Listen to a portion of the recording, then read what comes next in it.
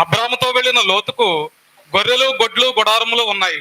మరియు వారు నివసించుటకు ఆ ప్రదేశము చాలకపోయిన గనుక వారి ఆస్తి వారు కలిసి నివసించలేనంత విస్తారముగా ఉన్న కారణమున వారు విడిపోవడం జరిగింది.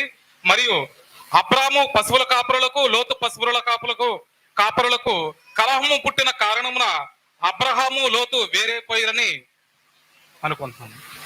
ఓకే, రెండో ప్రశ్నకు సమాధానం అంతేనా? లోతు ఆశాపరుడా కాదా? ఆశాపరుడా? అవును అన్నారు ఆయన. అవునన్నా? ఇంకా చెప్పండి ఎవరన్నా.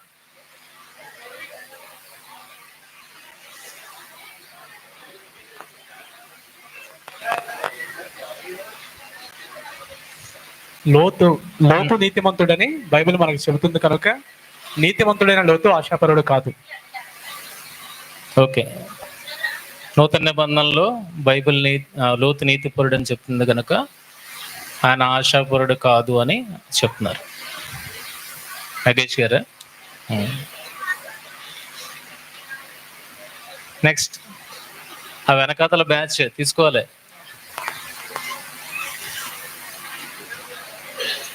ప్రభు,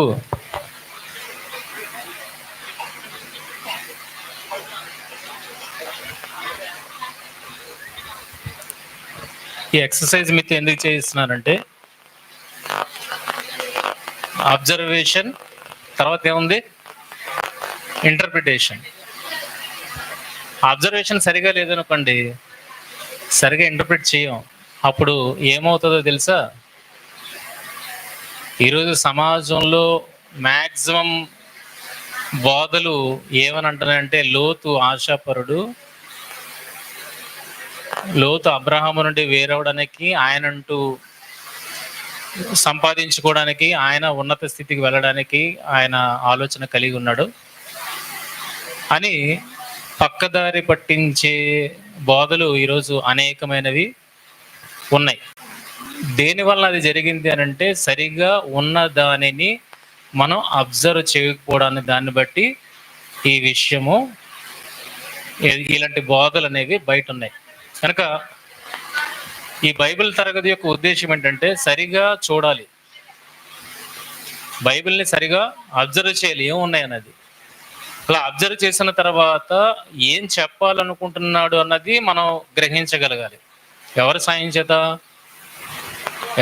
చేత ఎవరు రాయించారో వారే సాయం చేయాలి మనకి, అంతేనా? పరిశుద్ధాత్మ ప్రేరణతో రాయబడింది అన్నప్పుడు మనము కూడా దానిని డీకోడ్ చేయాలి అని అంటే ఎవరి సాయం కావాలి? పరిశుద్ధాత్మ సాయం కావాలి. కనుక ఆయన సాయంతో మనం దానిని ఇంటర్ప్రిట్ చేయగలగాలి. అప్పుడు దేవుడు అనుకున్న ఉద్దేశము లోతు విషయంలో ఏంటనేది మనకి బోధపడుతుంది. ఇప్పుడు వారి ఆస్తి ఏమని అన్నారు మీరు? ఆస్తి వెండి, బంగారము, పశువులు. అంటే వెండి బంగారము వారిద్దరూ కలిసి ఉండలేని పరిస్థితి ఏమైనా కల్పిస్తుందా? అక్కడ వారి ఆస్తి అని ఉంది అక్కడ. అది వాళ్ళు వెండి, బంగారము, పశువులు కలిగి బహు ధనవంతుడే ఉండని అబ్రహాము ఉన్నాడు, లోతు ఉన్నాడు. అయితే వారి ఆస్తి ఆ రోజుల్లో మేజర్గా వారి ఆస్తి ఏంటి అని అంటే పశువులు, లైవ్ స్టాక్ అంటారు, మందలు, పశువుల మందలు వారి ఆస్తి. సో పశువుల మందలు ఎంత విస్తరించాయంటే అబ్రహాము గారికి, లోతు గారికి ఆ మందల పోషణకి ఏం కావాలి? గడ్డి కావాలా? ఆ గడ్డి ఎక్కడి నుండి వస్తుంది? భూమి ఇవ్వాలా? వారున్న భూమి వారికి సరిపడేంత మేతను ఇవ్వటం లేదు. వెండి బంగారం ప్రియారిటీ కాదు. ఏంటి ప్రియారిటీ? మందలు ప్రియారిటీ. ఆ మందలకు సరైన మేత దొరకట్లేదు. ఎందుకు? పశువులకు, వాళ్ళ పశువులు కాపర్లకి వీళ్ళ పశువులు కాపర్లకి గొడవ వచ్చింది అంటే భూమి సరిపోవట్లేదు. మందలను పోషించడానికి భూమి సరిపోవట్లేదు గనక ఇదిగో మీ మందలే మేపిస్తారా, మా మందలు మేపించరా అన్న కాన్ఫ్లిక్ట్ వచ్చి ఉంటుంది. అందుకే గొడవ జరిగింది.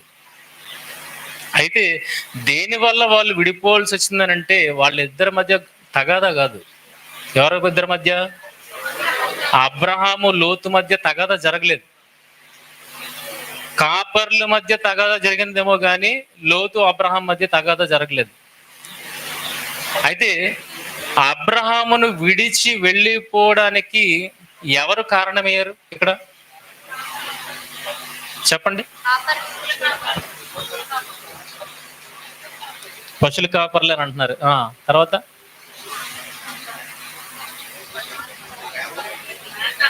పశువుల మేత, ఇంకా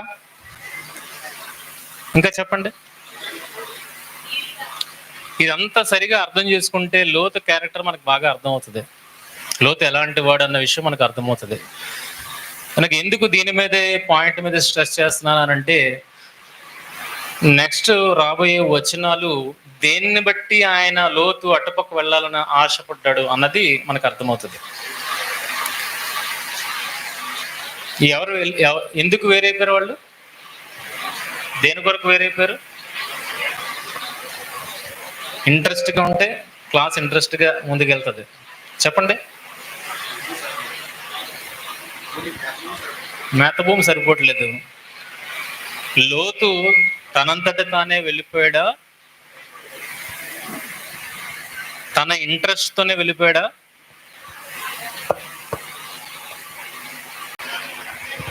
అబ్రహాం గారు చెప్పారని వెళ్ళిపోయాడా? లోతు తన ఇంట్రెస్ట్ తోనే వెళ్ళిపోయాడా? అబ్రహాం గారు చెప్పారని వెళ్ళిపోయాడా?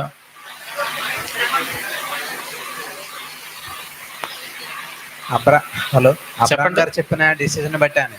ఎవరి దగ్గర ఉంది మైక్? జాన్. అబ్రహాం గారు ఇచ్చిన సలహాను బట్టి వెళ్ళేది. అబ్రహాం గారు ఇచ్చిన సలహా మేరకు లోతు వెళ్ళిపోయాడు. అంటే లోతుకి ఇంట్రెస్ట్ లేదా? లోతు గారి డిసిషన్ కాదు, అంటే అక్కడ అబ్రహాం గారు మాట్లాడుతున్నారు 8వ వచనంలో. లోతు గారికి వెళ్ళాలని ఉందా? లేదు, ఆయన ఇచ్చిన సలహా బట్టి అని కిందన మనకు కనబడుతున్నాను 8వ వచనం 9వ వచనం. కాబట్టి అబ్రహాం మన బంధువులు కనుక నాకును నీకును నా పశువులు కాపర్లు నీ పశువుల కాపర్లు కలహం ఉండకూడదు. ఈ దేశమంతయు నీ ఎదుట ఉన్నది కదా, దయచేసి నన్ను విడిచి వేరుగా ఉండవు. అంటే ఇందులో దురుద్దేశం లేదు. నన్ను విడిచి బాగా స్ట్రెస్ చేశాడు అక్కడ. నన్ను విడిచి వేరుగా ఉండు అంటే ఇక్కడ పరస్పరం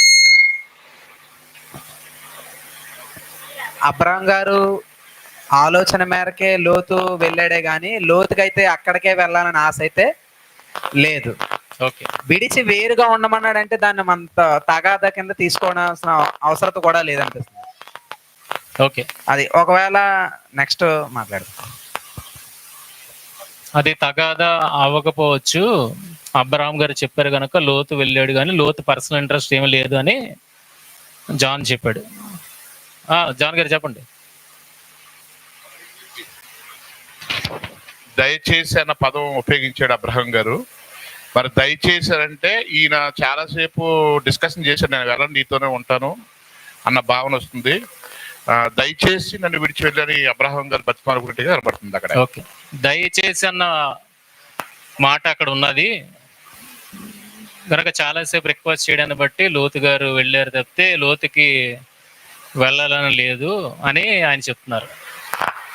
మీరు అందరూ చదివారా దయచేసి అన్న మాట? చదివారా లేదా? మరి జాన్సన్ గారు ఒక్కళ్ళు ఎత్తారు, మిగిలిన వాళ్ళు ఎవరు ఎత్తలేదు ఆ మాటని. నెక్స్ట్ ఇంకెవరు చెప్తారు?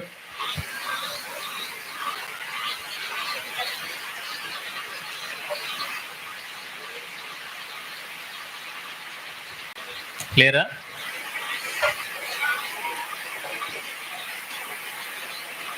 ఇప్పుడు మళ్ళా అదే వాక్య భాగాన్ని చదువుతాం చూడండి. వరాస్తి ఏంటి ఇక్కడ? 2వ వచనంలో అబ్రహాము వెండి బంగారము పశువులు కలిగి, అరే అది ఆపే మైక్ ఆపే. వెండి బంగారు పశువులు కలిగి బహు ధనవంతుడే ఉండెను.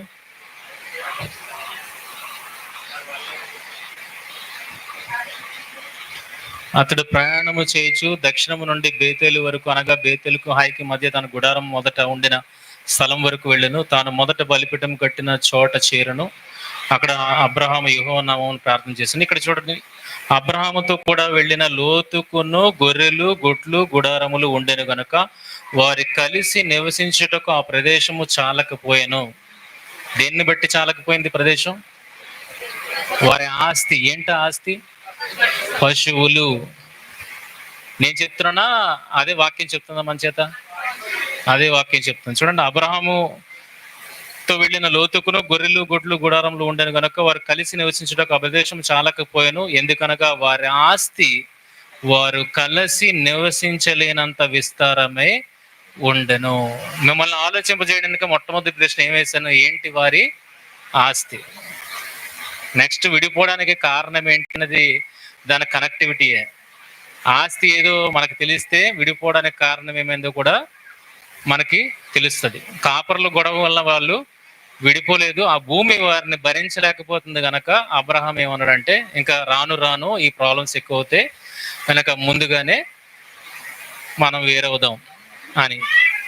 ఎందుకనక వారి ఆస్తి వారు కలిసి నివసించలేనంత విస్తారమే ఉండను. అప్పుడు అబ్రహాము పశువుల కాపర్లకును లోతు పశువుల కాపర్లకు కలహము పుట్టెను. ఆ కాలమందు కనానీయులు పెరిజీలు ఆ దేశంలో కాపురు ఉండిరి. అన్య ప్రజల మధ్య మనము గొడవ పడడం అనేది రైట్ కాదు. అదేనా? మనం కూడా వీధిలోకి వెళ్ళి గొడవ పడతాం? లేదు లేదు, లోపలికి వచ్చి ఇంట్లో ఏదైనా మాట పడతాం, కానీ బయట వాళ్ళ మధ్య అవమాన పడం. అదే అబ్రహాము గారు పెద్దగా మాట్లాడుతున్నారు.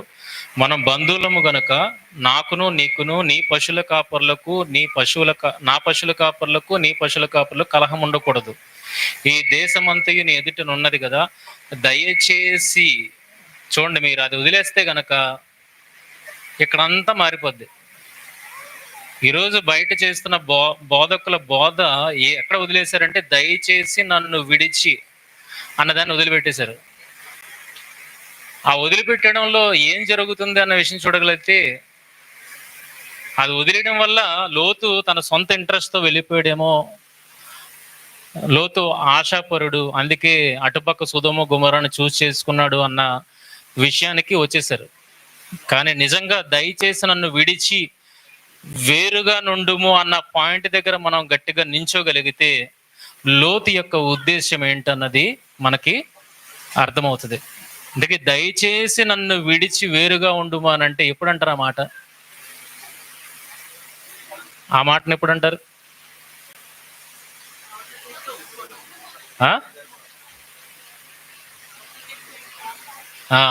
ఎదుటి వ్యక్తి ఒప్పుకోవట్లేదు, వెళ్ళడానికి ఒప్పుకోవట్లేదు.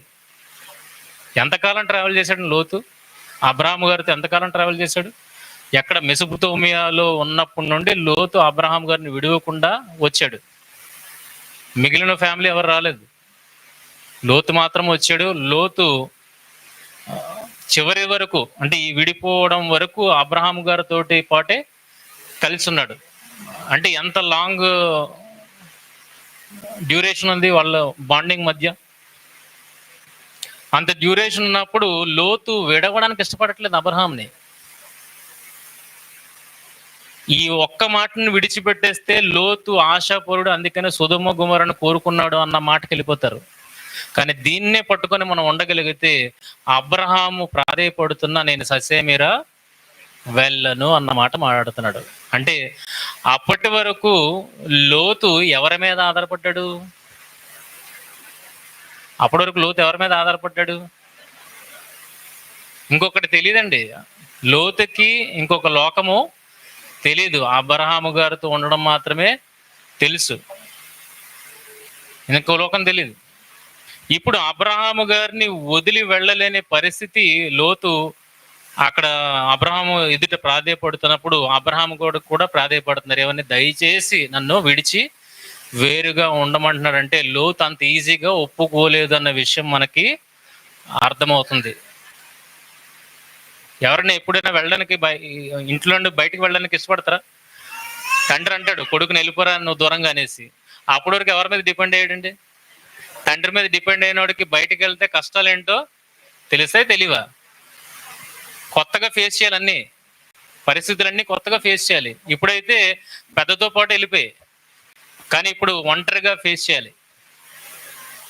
పరిస్థితి ఒంటరిగా ఫేస్ చేయాలన్నప్పుడు వెళ్ళడానికి ఇష్టం ఉంటుందా? ఇష్టం ఉండదండి. అంటే లోతు ఇష్టపడట్లేదంటే ఎవరి మీద ఎక్కువ ఆధారపడ్డాడు అప్పటి వరకు అని అంటే అబ్రహాము గారి మీదే ఆధారపడ్డాడు అన్న విషయం మనకి క్లియర్ కట్ గా అర్థమవుతుంటే, లేదా అబ్రహాముని విడిచి లోతు ఎక్కువ ధనవంతుడు కావాలి, దేవుడు అబ్రహాముని ఆశీర్వదిస్తానన్నాడు కదా, నేను కూడా ఆశీర్వదింపబడతానన్న ఉద్దేశంలోనే అబ్రహాముని లోతు వెంబడించాడు అన్న మాట మాట్లాడుతున్నారు. ఇదంతా ముందుకెళ్ళినప్పటికీ మనకి క్లారిటీ వస్తుంది. ఇప్పటికీ ప్రస్తుతానికి ఈ మాటను బట్టి ఆలోచించగలిగితే లోతుకి సొంతంగా ఆలోచించుకునే స్థితి లేదు అన్న విషయము మనకి ఇక్కడ అర్థమవుతుంది. అలా ఉందా లేదా? నేను చెప్తున్నాను, ఉందా? ఉన్నదా? ఇప్పుడైతే లోతు తన కన్నులెత్తి యోర్దాను ప్రాంతం అంతటిని చూచెను. 10వ వచనం. లోతు తన కన్నులెత్తి యోర్దాను ప్రాంతం అంతటిని చూచెను. దీన్ని పట్టుకొని ఏమన్నారంటే లోతుకి ఇటుపక్క కన్నుంది, ఇటుపక్క కన్నుంది, సొదొమ గొమొర్రా మీద ఆయన కన్నుంది. అక్కడ ఎలాగున్నదంట, యెహోవా సొదొమ గొమొర్రా అనే పట్టణంలో నాశనం చేయకమునుపు సోయరుకు వచ్చే వరకు అదంతయు యెహోవా తోట వలన ఐగుప్తు దేశం వలన నీళ్లు పారు దేశమై ఉండెను.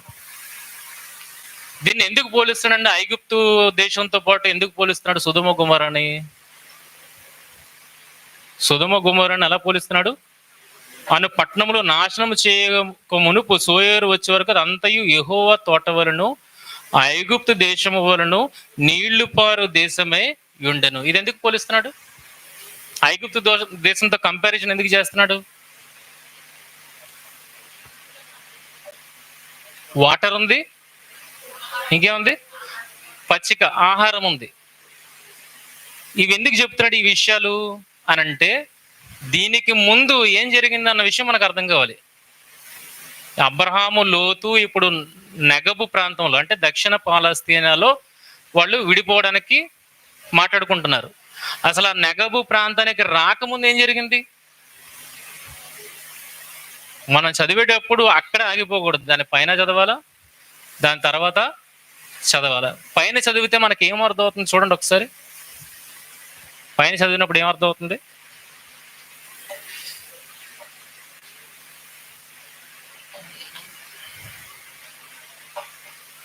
నెగబుకు రాకముందు ఎక్కడుంది? 12వ అధ్యాయంలో చివరిలో చూడండి.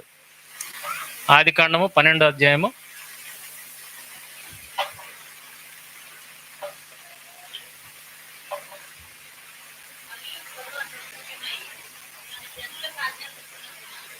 ఎక్కడమ్మా అది? 10వ వచనం చూడండి, 12:10. అప్పుడు ఆ దేశంలో కరువు వచ్చెను, ఆ దేశంలో కరువు భారముగా నున్నందున అబ్రహాము ఐగుప్తు దేశంలో నివసించుటకు అక్కడికి వెళ్ళెను. ఎక్కడ కరువు ఉంది? ఎక్కడికి వెళ్ళారు వీళ్ళు? ఎక్కడ కరువు ఉందండి? వారున్న కనాను దేశంలో కరువు ఉంది గనక వాళ్ళు అక్కడి నుండి ఎక్కడికి వెళ్ళారు? ఐగుప్తు దేశానికి వెళ్ళారు. వీళ్ళు ఎలాగోకలా బ్రతకాలంటే, కానీ వీళ్ళతో పాటు ఉన్న పశువులు బ్రతకాలంటే ఏమని చేయాలా? వాటర్ ఉండాలా, గడ్డి ఉండాలా, మేత ఉండాలి కదా. వీళ్ళ కరువు ప్రాంతంలో ఎలాగైనా బ్రతికవచ్చు, ఏదో దుంపలు ఏరుకోనో ఇంకేదో ఏరుకొని బ్రతికవచ్చు. కానీ వాళ్ళకున్న పశువులను ఎలా మేపుతారు? వాళ్ళ ఆస్తి అదైతే ఇప్పుడు ఆ ఆస్తిని కాపాడుకోవడానికి ఎక్కడికి వెళ్ళాలి వీళ్ళు? పక్క దేశానికి వెళ్ళాలి. పక్క దేశం ఏముంది? ఐగుప్తు దేశం ఉంది. ఇందాక పోలిస్తున్నాడు కదా. ఎందుకు పోలిక చేస్తున్నాడు అని అంటే, వాళ్ళు ఇంతకు ముందు వాళ్ళ పశువులను కాపాడుకోవడానికి ఎక్కడికి వెళ్ళారు? ఐగుప్తు. అక్కడ ఆల్రెడీ నీరుంది, అక్కడ ఆల్రెడీ పచ్చిక ఉంది కనుక వీళ్ళు పశువులు అక్కడ పోషింపబడతాయి లేదా? వాళ్ళ ఆస్తి కాపాడబడుతుందా లేదా? కాపాడబడింది. ఐగుప్తు నుండి ఇప్పుడు వాళ్ళు ఎక్కడికి వచ్చేసారు? నెగబుకు వచ్చేసారు. నెబకుకు వచ్చినప్పుడు అక్కడ అది ఆ ప్లేస్ సరిపోవట్లేదు. ఆ ప్లేస్ ఎవరికి సరిపోవట్లేదు? ఇద్దరు పశువుల మందలకి ఆ ప్లేస్ సరిపోవట్లేదు. మేత, సరైన మేత అక్కడ దొరకట్లేదు. ఇప్పుడు లోతు ఎటుపక్క చూస్తాడు చెప్పండి? ఇప్పుడు లోతు తన ఆస్తిని కాపాడుకోవాలంటే ఇటుపక్క చూస్తాడు. అక్కడ ధనం ఉన్నా ఏదున్నా ఏంటి సంబంధం? ఏది కావాలి? పశువులకు మేత కావాలి, అవి తాగడానికి నీరు కావాలి. ఇప్పుడు ఎక్కడుంది అది? సొదొమ గొమొర్రాలో ఉంది. అంటే కన్నులెత్తి చూస్తే వాళ్ళ దోషాలు కనబడతాయా? కన్నులెత్తి చూస్తే పచ్చిక కనబడుతుందా, వాటర్ కనబడుతుందా? ఏది కనబడుతుంది చెప్పండి? ఏది కనబడుతుంది? దూరం నుండి చూస్తే అక్కడ పచ్చిక కనబడుతుంది, వాటర్ కనబడుతుంది, అంతేగాని మనుషుల తత్వం కనబడుతుందా? కనుక ఏదైతే ఇక్కడ ప్లేస్ నెగబు సరిపోవట్లేదో వాళ్ళ పశువుల మందలు మేపుకోవడానికి, ఇప్పుడు లోతు ఎక్కడికి వెళ్ళాలి? మళ్ళీ డ్రై ఏరియాకి వెళ్ళాడా? ఆలోచించండి. ఐగుప్తుకి వెళ్ళాలా? ఐగుప్తు నుండి ఆల్రెడీ పంపించారు. ఐగుప్తు మళ్ళీ వెళ్ళడానికి లేదు. ఇప్పుడు ఎక్కడికి వెళ్ళాలి? ఖచ్చితంగా అటుపక్కకే వెళ్ళాలి. దేనికోసం వెళ్తున్నాడు? అది చక్కటి సంపద కలిగిన దేశం అని వెళ్తున్నాడా, లేకపోతే పచ్చిక ఉన్నది వాటర్ ఉందని వెళ్తున్నాడా? పచ్చిక వాటర్ ఉందని వెళ్తున్నాడు. ఇంతకు ముందే లోతుకి సొదొమ గొమొర్రా వెళ్ళిపోవాలని ఆలోచన ఉందా, లేకపోతే అబ్రహాము విడిపో బాబు అన్న చెప్పిన తర్వాత కళ్ళెత్తి యోర్దాను ప్రాంతాన్ని చూస్తున్నాడా? చూడండి అక్కడ ఏముందో.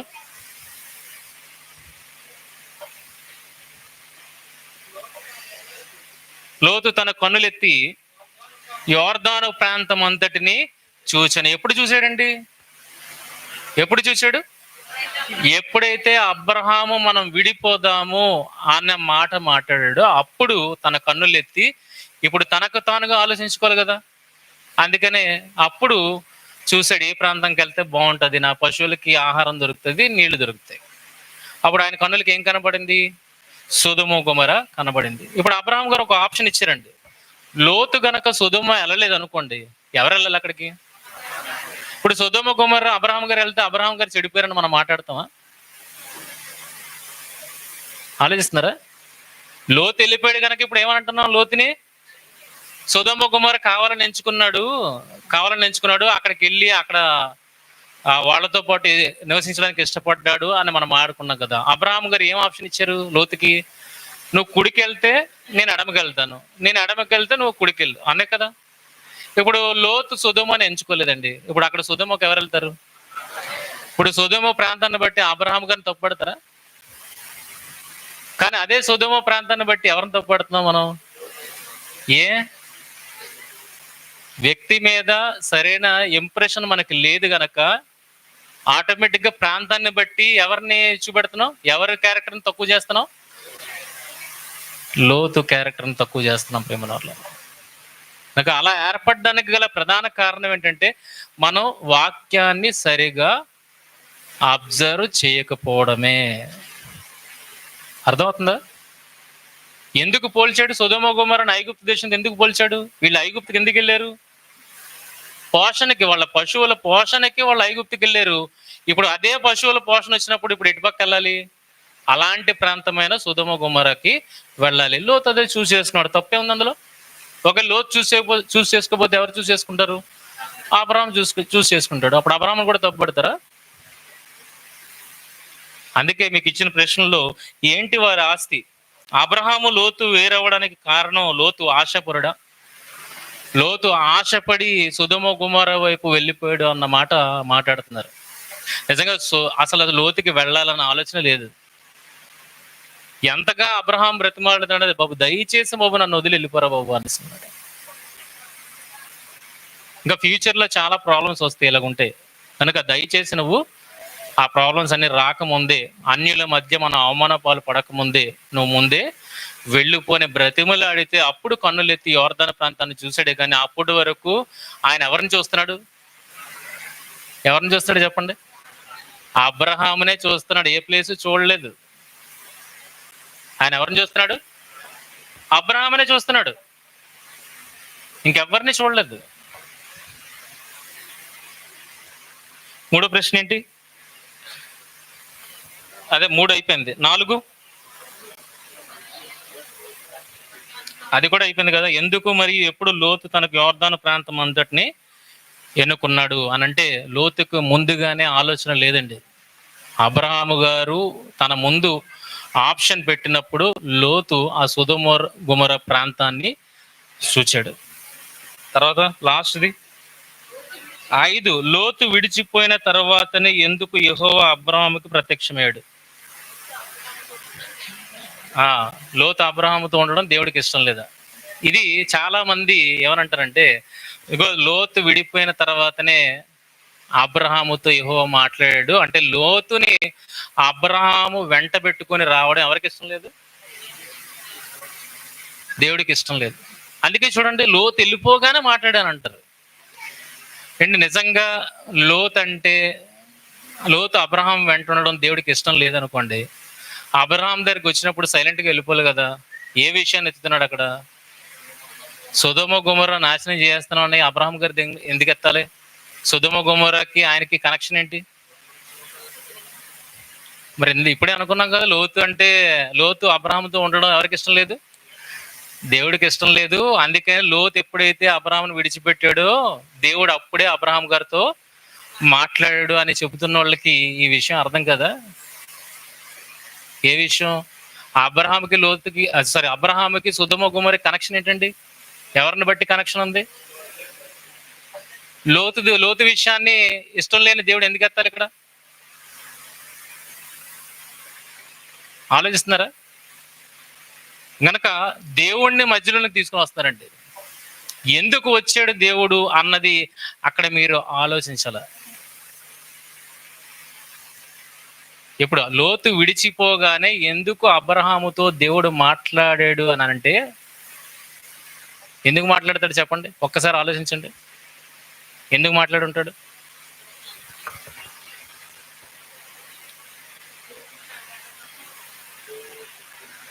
కాదు, ఆ వచనం చూడండి, ఎక్కడుంది ఆ వచనం?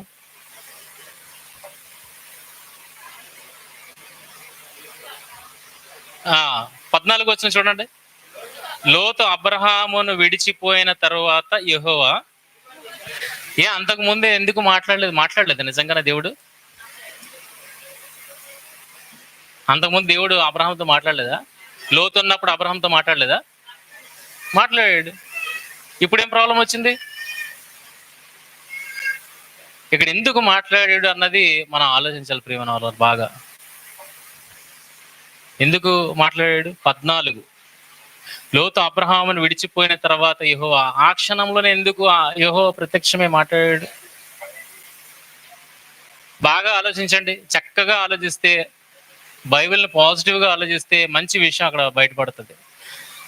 నెగిటివ్గా ఆలోచిస్తే అందరిలాగే ఉంటుంది. ఏముంది, లోతు ఉండడం దేవుడికి ఇష్టం లేదన్నట్టుగా ఉంటుంది. కానీ నిజంగా పాజిటివ్గా ఆలోచిస్తే మంచి విషయం అక్కడ బోధపడుతుంది. ఏంటో విషయం?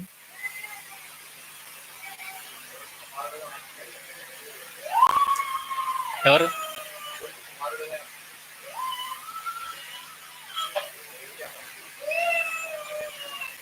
ఏంటి విషయం చెప్పండి. ఇప్పుడు ఈ ఆలోచన ఎలాగొచ్చింది అంటే, వాళ్ళిద్దరు బాండింగ్ ఎంత గొప్పది అని అంటే, భార్య కన్నా బాండింగ్ ఎవరితో ఉంది? లోతుతో అబ్రహాం గారికి బాండింగ్ ఎక్కువ. అబ్రహాం వెళ్ళిపోమని అంటున్నాడే కానీ ఆయనకు కూడా ఏమి ఇష్టం లేదు, పంపించడం ఇష్టం లేదు.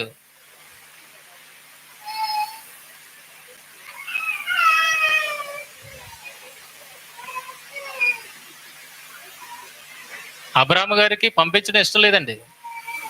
లోతుని వెళ్ళిపోమంటున్నాడే కానీ, అంటే ఫ్యూచర్లో రాబోయే పరిస్థితులను దృష్టిలో పెట్టుకొని వెళ్ళిపోమంటాడేమో కానీ, అబ్రహాము గారికి లోతుని విడిచి ఉండడం అనేది ఆయనకు కూడా ఇష్టం లేదు. లోతు ఎంతగా ప్రాధేయపడుతున్నాడో అబ్రహాం లోపల లోతు వెళ్ళకూడదని, లోతు అంటే నాకు దూరం వెళ్ళకూడదని అంతే బాధపడుతున్నాడు. ఇది మీకు అర్థం కావాలని, ఒక తండ్రి కుమారుడు మధ్య బంధాన్ని మీరు అర్థం చేసుకోగలిగితే అబ్రహాము లోతు మధ్యన ఉన్న బాండింగ్ మీకు అర్థమవుతుంది. కొడుకు దూర దేశాలకు వెళ్ళిపోతున్నప్పుడు విడవలేని తండ్రి కొడుకును వదిలిపెట్టి ఏమవుతాడా? ఒంటరి అవుతాడా? అలా ఒంటరి అవుతున్నప్పుడు ఆ ఒంటరితనంలో ఇంకేదో ఆలోచించకుండా వెంటనే ఎవరు కనెక్ట్ అయ్యారు? దేవుడు కనెక్ట్ అయ్యాడు. అంటే ఎంత బాధ వదిలి వెళ్తున్నందుకు అబ్రహాం ఎంత దిగులు పడుతున్నాడు, ఆ దిగులు పోగొట్టడానికి అప్పుడు దేవుడు కనెక్ట్ అయ్యాడు తప్పితే లోతు ఉండడం ఇష్టం లేదు అన్నది మీనింగ్ కాదు అక్కడ. అర్థమవుతుందా? అప్పటి వరకు ఒంటరి వాడినన్న ఆలోచన కూడా లేదండి అబ్రహాం గారికి. చూడండి 15వ అధ్యాయంలో 15వ అధ్యాయము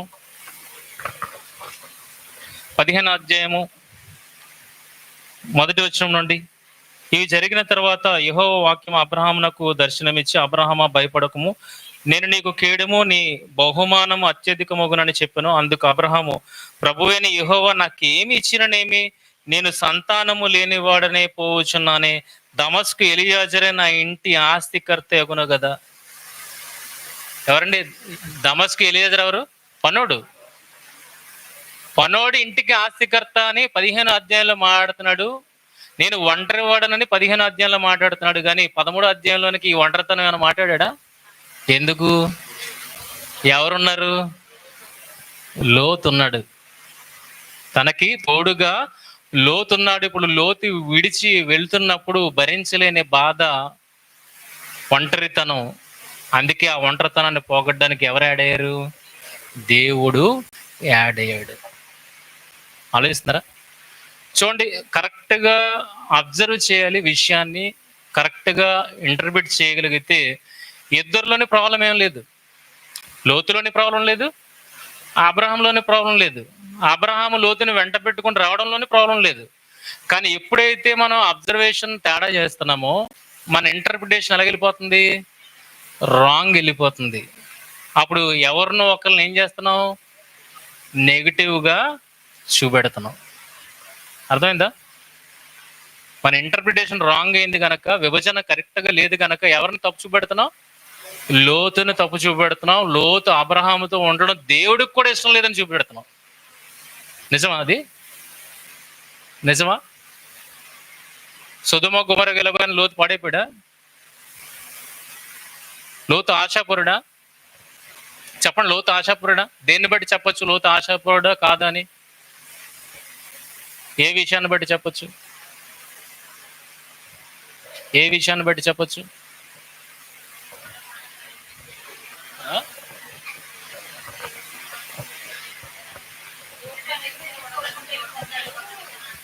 అవును, లోతు ఆశాపడ కాదని ఒక్కటి అన్నమంతా ఉడికిందా అనేది ఎక్కడ చూడొచ్చు? ఒక మెతుకుని నలిపితే తెలిసిపోద్ది అన్నప్పుడు లోతు జీవితంలో ఆయన ఎలాంటి వాడు అన్నది, ఆయన క్యారెక్టర్ని అంచనా వేయాలంటే ఒక మెతుకు మనం చూడగలిగితే, సొదొమ గొమొర్రా మీద ఏం కురుస్తాట? అగ్ని గంధకాలు. ఇంతకుముందు ఎప్పుడైనా కురిసాయండి? అంతకుముందు లోతు ఏమని చూశాడు? అగ్ని గంధకాలు కురడం. ఇప్పుడు దేవదూతలు వచ్చి ఏమని చెప్తున్నాయి?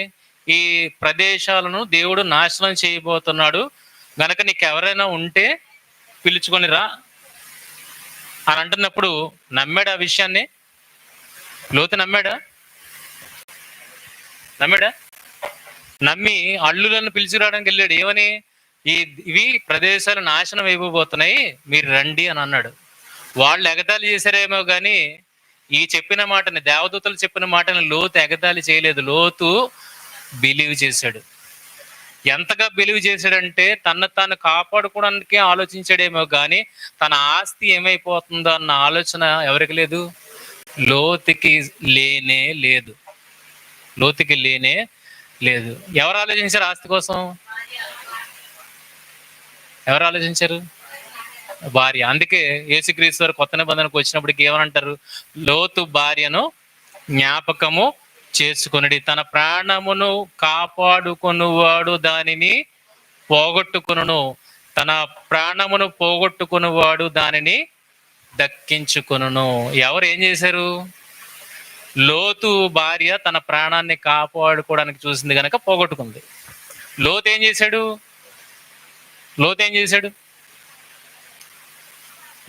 చెప్పండి.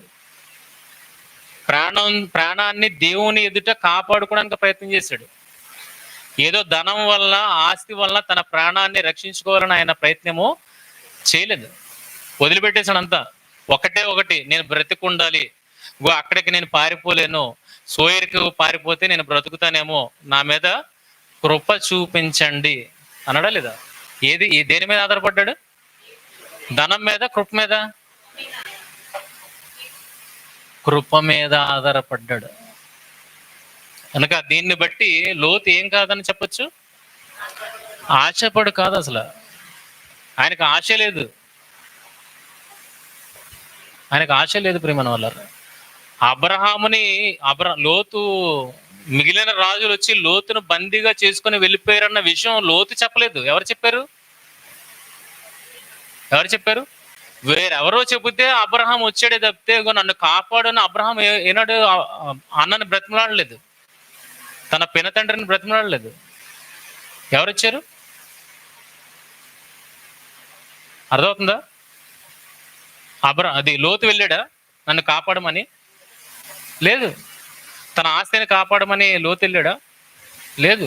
ఆస్తి మీద లోతుకి లేదు ప్రియమైన వాళ్ళ. అబ్రహాము కూడా ఎవరో చెబితే నా తమ్ముడు ఆస్తిని ఎవరో చేజెక్కించుకున్నారు, వారి దాని నుండి విడిపించాలి వారి స్త్రీలను అని చెప్పి అబ్రహాం బయలుదేరాడు.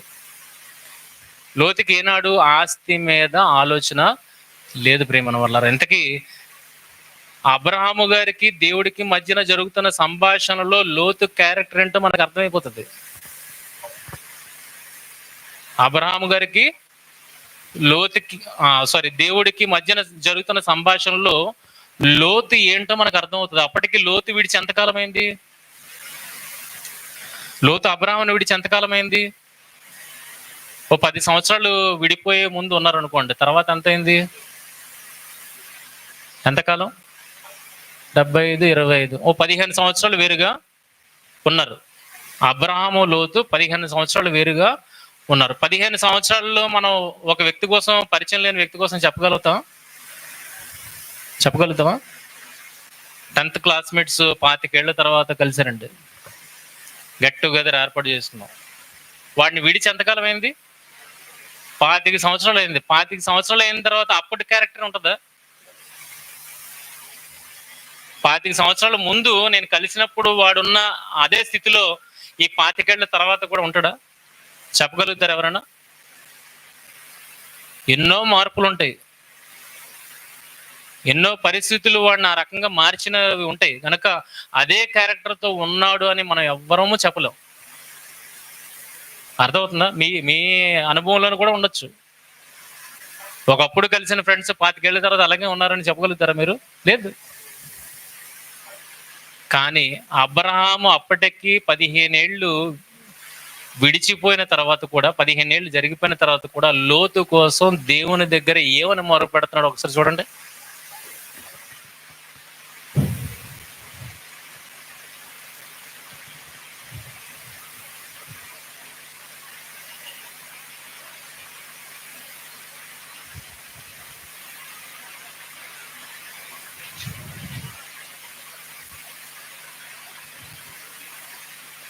ఎన్నో వచనం? 20వ వచనం.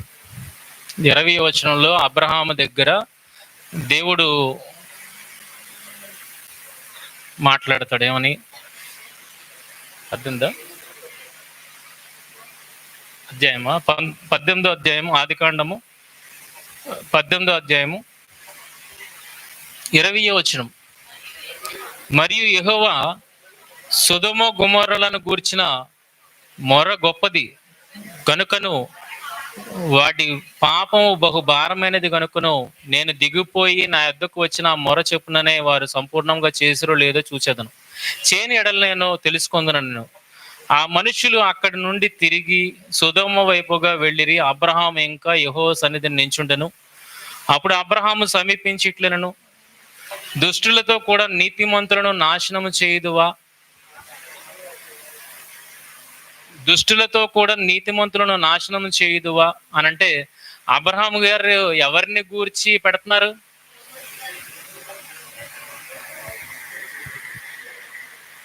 అబ్రహాము గారి దగ్గర దేవుడు అసలు ఈ విషయాన్ని ఎత్తాల్సిన అవసరం ఉంది. First thing. అలా ఎత్తిన తర్వాత అబ్రహాము గారు దేవుడి దగ్గర ఏమని మొరపెడుతున్నారు? ఆ పట్టణంలో అబ్రహాము సమీపించి ఇట్లను, దుష్టులతో కూడా నీతిమంతులను నాశనము చేయుదువా? ఎవరు నీతిమంతులు? సొదొమలో ఉన్న వాళ్ళందరూ దుష్టులన్న విషయం మొదటి మాట ద్వారా అర్థమైపోయింది. కానీ ఇప్పుడు ఏ నీతిమంతుల కోసం మాట్లాడతాడు ఆయన? అబ్రహాము గారి దృష్టిలో 14 ఏళ్ళు 15 ఏళ్ళు గడిచిపోయినా కూడా లోతు ఎలాగున్నాడు? ఎలా ఉన్నాడు? నీతిమంతుడుగానే అబ్రహాము దృష్టిలో ఉన్నాడు. ఇప్పుడు దేవుడి దృష్టిలో ఎలాగున్నాడు? చూడండి, కిందకి వెళ్ళినప్పటికీ ఏమనుంది? లాస్ట్ వచనం చూడగలిగితే 10 మంది 32వ వచనం, అతడు ప్రభువు కోపపడిన ఎడల నేను ఇంకొక మారే మాట్లాడేదను, ఒకవేళ అక్కడ 10 మంది కనబడదురేమో అన్నప్పుడు ఆయన ఆ 10 మందిని బట్టి నాశనం చేయక ఉందునను. ఎంత తక్కువ మాట్లాడుతున్నాడు. 10 మంది, ఓకే 10 మంది అన్నావు కదా, 10 మంది ఉంటే నేను ఆ పట్టణాన్ని కాపాడేస్తాను అంటున్నాడు. ఇప్పుడు లోతు ఎందులో ఉన్నాడు? దుష్టుడు గనక కాపాడబడాలని మాట్లాడుతున్నాడా, లేకపోతే ఆ 10 మంది నీతిమంతుల్లో లోతు ఉన్నాడని మాట్లాడుతున్నాడా? ఎంత కాన్ఫిడెన్స్ అండి అబ్రహాము గారికి లోతు మీద. అది మనకైనా లేదు. ఇక ఎంత చదువుతున్నాం, ముందు వెనక మనకు తెలుసు అంటే, ముందేం జరిగింది వెనకేం జరిగింది అన్నీ చదువుతున్నా మనకు తెలుసు. కానీ మనం లోతు ఎలాంటి క్యారెక్టర్? ఏదో కొత్త నిబంధనలు రాసేసారు కనుక బలవంతం ఒప్పేసుకుంటున్నామేమో కానీ లోతు అలాంటి క్యారెక్టర్ కలిగిన వాడు కాదు అని కొంతమంది అంటున్నారు. మేము వినడానికి వస్తుంది అది. కొత్త నిబంధనలు ఏదో నీతిమంతుడు అనేసారేమో కానీ పాత నిబంధనలను బట్టి చూస్తే ఆయన అంత నీతిమంతుడేమి కాదు. మరి కొత్త నిబంధనలు ఎందుకు రాశారు నీతిమంతుడని? సరదాగా రాశారా? మనుషులు రాశారా? పరిశుద్ధాత్మ దేవుడు రాయించాడా? పరిశుద్ధాత్మ దేవుడు రాయించాడు అన్నప్పుడు దానిని నమ్మి ఆయన నీతిమంతుడు ఎలాగయ్యాడో బ్యాక్ రావాలి నువ్వు, అంతేనా కదా? పాత నిబంధనకు పరిపూర్ణత ఎక్కడుందో తెలుసా? కొత్త నిబంధనలో ఉంది ప్రియమైన వాళ్ళారా. శారా విశ్వాసం ఏంటో అక్కడ తెలియదు మనకి, కానీ శారా విశ్వాసురాలు అనేది విషయాన్ని ఎక్కడ తెలిసింది మనకి? పేతురు పత్రికలో తెలిసింది, హెబ్రీ పత్రికలో తెలిసింది శారా ఏంటనేది. అదే పాత నిబంధన చదివితే శారా జీవితం అసలు విశ్వాసం కలిగి ఉందా లేదా, ఎలా ట్రావెల్ చేస్తుంది అబ్రహాం గారితో, ఆ విషయం తెలియదు మనకి. అందుకే పాత నిబంధనకు పరిపూర్ణత ఎక్కడుంది, ఎక్కడ లభిస్తుంది? కొత్త నిబంధనలో లభిస్తుంది అన్నప్పుడు కొత్త నిబంధన మనం నమ్మి తీరాలి. లోతు నీతిమంతుడు అన్నాడంటే ఎలా నీతిమంతుడు అనేది వెతకాలి తప్పితే ఇక్కడ పాపిగా ఉన్నాడు అక్కడ నీతిమంతుడు అలాగే ఇప్పుడు మాకు తెలియదు అని అంటే అది ఎలా ఉంది? ఆలోచించండి. నీతిమంతుడు అన్నది అంటే నీతిమంతుడే. నీకు ఇలా కనబడుతున్నాడంటే దాని అర్థం ఏంటి? నీ అబ్జర్వేషన్ సరిగా లేదు, నీ విభజన సరిగా లేదు. నీ విభజన సరిగా, అబ్జర్వేషన్ లేకపోతే విభజన ఉండదు, విభజన లేకపోతే అప్లికేషన్ ఉండదు. ఇంకా ఎక్కడైతే అబ్జర్వేషన్ దగ్గర ఫెయిల్ అయిపోయారో ఇంకా విభజన దగ్గర నుండి అన్ని ఫెయిల్ అయిపోయారు. ఇంకా ఆ లోతు మాదిరిగానే లేడు, లోతు మాదిరిలో నుండి బయటకు వెళ్ళిపోయాడు. కానీ ఏమని అంటున్నాడు మనల్ని? లోతు భార్యనైతే జ్ఞాపకం చేసుకునండి. అక్కడ ఏమనంటున్నాడు? లోతుని పాజిటివ్గా ఇచ్చాడు, లోతు భార్యను నెగిటివ్గా చూపెట్టాడు. పేతురుపత్రికలో మనం వెళ్దాం, ఇది ముగించుకొని పేతురుపత్రిక వెళ్దాం. ఏమనంటున్నాడు ఇక్కడ దేవుడు? ఏమంటున్నాడు 32వ వచనంలో, ప్రభు కోపపడిన ఎడల నేను ఇంకొక మారే మాట్లాడుతున్నా, ఒకవేళ అక్కడ 10 మంది కనబడుదురేమో అన్నప్పుడు ఆయన 10 మందిని బట్టి నాశనం చేయక ఉందును అనను. ఆ 10 మందిలో ఎవరున్నారని తలంస్తున్నాడు అబ్రహాము? లోతు ఉన్నాడు. దేవుడు కూడా ఆ 10 మందిని ఎందుకు కౌంట్ చేస్తానంటున్నాడు? అందులో ఎవరున్నారని దేవుడికి కూడా తెలుసు, లోతు ఉన్నాడని తెలుసు. ఇప్పుడు కొత్త నిబంధనకి వెళ్దాం. కొత్త నిబంధనకి వెళ్ళినప్పుడు చూడండి ఏం కనబడుతుందో మనకి.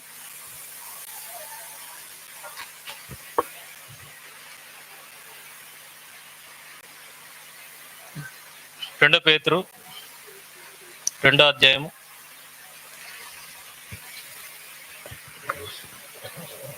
7వ వచనము.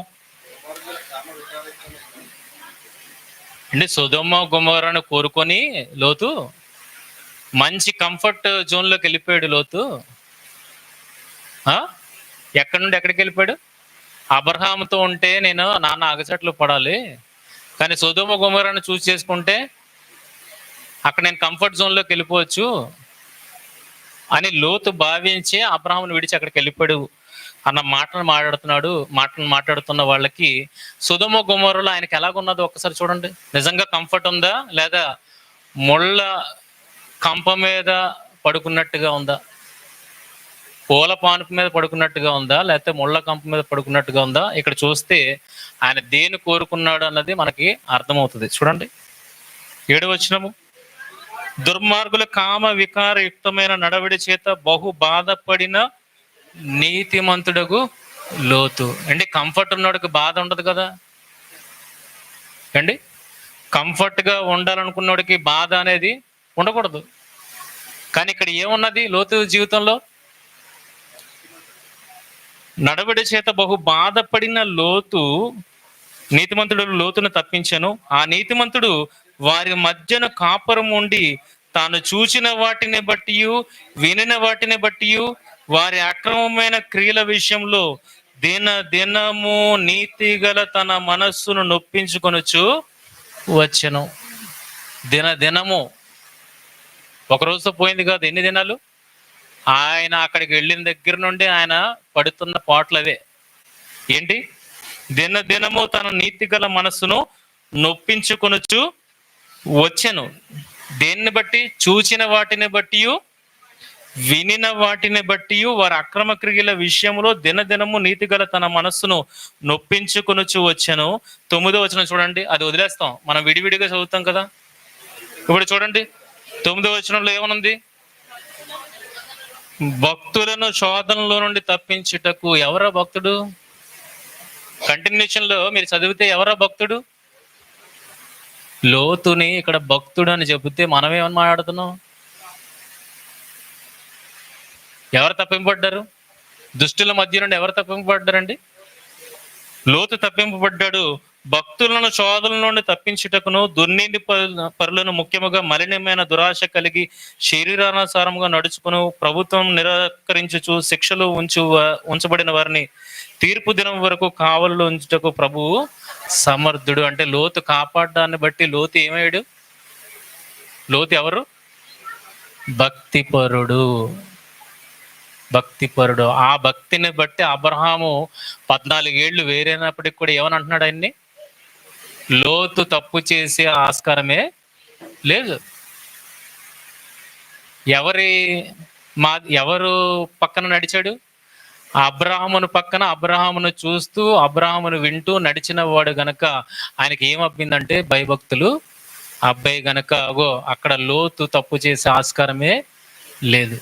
అంటే లోతు మనిషి కుమారుడు వచ్చు దినములు ఎలాగుంటాయని యేసుక్రీస్తు వారు ఒక ఎగ్జాంపుల్ చెప్పారు. మనిషి కుమారుడు దినములు ఎలాగుంటాయట? లోతు దినాలలాగా ఉంటాయంట. లోతు దినాలు ఎలాగున్నాయి ఒకసారి చెప్పండి.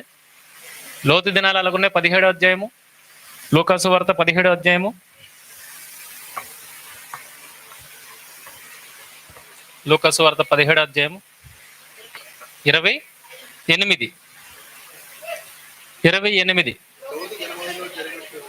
లోతు దినములలో జరిగినట్టు జరుగును. జనులు తినుచు, త్రాగుచు, కొనుచు, ఆముచు, నారు నాటుచు, ఇల్లు కట్టుచు నుండిరి. అయితే లోతు సొదొమ విడిచిపోయిన దినమున ఆకాశము నుండి అగ్నిగంధములు వచ్చి కురిసి వారినందరినీ నాశనము చేసెను. ఇక్కడ లోతుని చూపెడుతూ లోతుకి వ్యతిరేకంగా ఏముందని చూపెడుతున్నాడండి? లోతు దినాలనే చూపెడుతున్నాడు. లోతుకి వ్యతిరేకంగా ఏ దిన ఎవరు జనాలు ఎలాగున్నారంట? అందులో లోతు ఉన్నాడా? లోతు ఉంటే ఎగ్జాంపుల్ అవ్వడు కదండి. లోతు ఉంటే ఎగ్జాంపుల్ అవ్వడు కదా. ఇప్పుడు లోతుతో పాటు ఉన్న జనులు ఏం చేస్తున్నారు? ఇల్లు కడుతున్నారు, అమ్ముతున్నారు, కొంటున్నారు, నాటుతున్నారు, కోస్తున్నారు. జనులు తింటున్నారు, తాగుతున్నారు. ఇప్పుడు లోతు తింటున్నాడు, తాగుతున్నాడు, అందులో ఉన్నాడా? ఆ గుంపులో ఉన్నాడా? ఎందులో ఉన్నాడు? భక్తిపూరుడు సమూహములో లోతు ఉన్నాడు కనుక ఆయన ఎగ్జాంపుల్ లేడు మనకి. లేకపోతే ఎందుకు అవుతాడు? యేసుక్రీస్తు వారు కూడా జ్ఞాపకం చేసుకోవాల్సిన అవసరం లేదు కదా. లోతు దినములలో ఎలాగున్నదో అని లోతుని ఎందుకు తీసుకున్నాడు?